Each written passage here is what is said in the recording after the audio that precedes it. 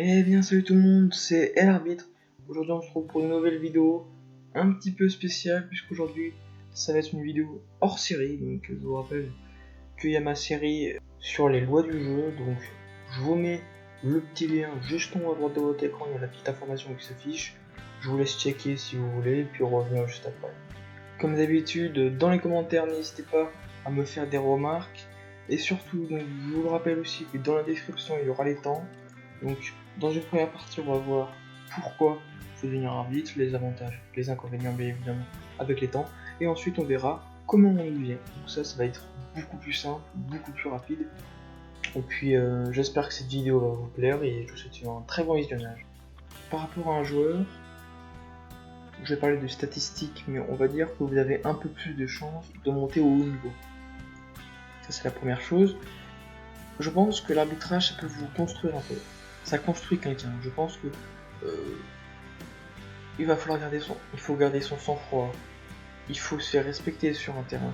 Donc tout ça, c'est beaucoup d'aptitudes que vous allez devoir développer et qu'au fur et à mesure de l'expérience, vous allez acquérir entre guillemets du charisme. Aussi un avantage important, c'est l'argent. Donc, faut dire un jeune arbitre ou un arbitre senior, peu importe, gagne en district, bien évidemment, parce qu'on n'est pas encore en régional, on n'est pas en fédéral, pas pour l'instant. Si vous le souhaitez, je pourrais faire une vidéo sur le salaire des arbitres. Vous me le dites en commentaire.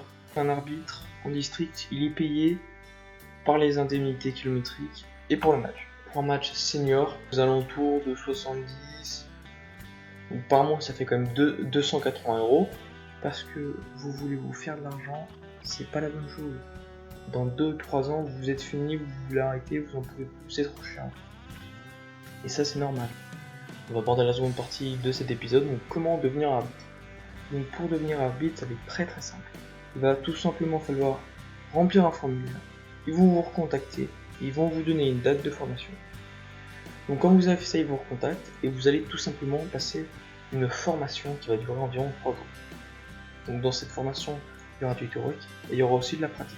Donc dans la pratique, vous allez voir vous allez apprendre comment siffler, les déplacements, etc. Je ferai aussi des vidéos sur la pratique, bien évidemment.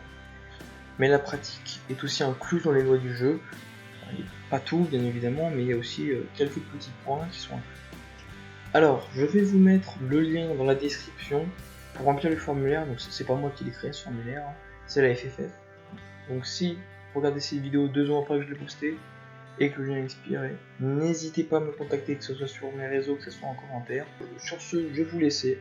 J'espère que vous avez passé une agréable vidéo. Nous on se retrouve pour l'épisode 2 des lois du jeu. Donc ça sera le ballon.